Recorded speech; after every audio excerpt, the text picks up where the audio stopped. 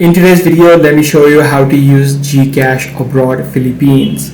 If you're abroad and trying to use GCash for payments, there are multiple ways on how you can do this. Either you can simply scan the QR code for cashless shopping, or you need to use your physical GCash Visa card, or you need to register for the international mobile number. So depending upon your situation, you can firstly try to use the QR code that is available along with the Alipay QR codes, and you'll be able to see the automatic conversion within the second. If this is not an option for you, secondly, what you can do is just use the physical GCash Visa card, which works normally as any other cards.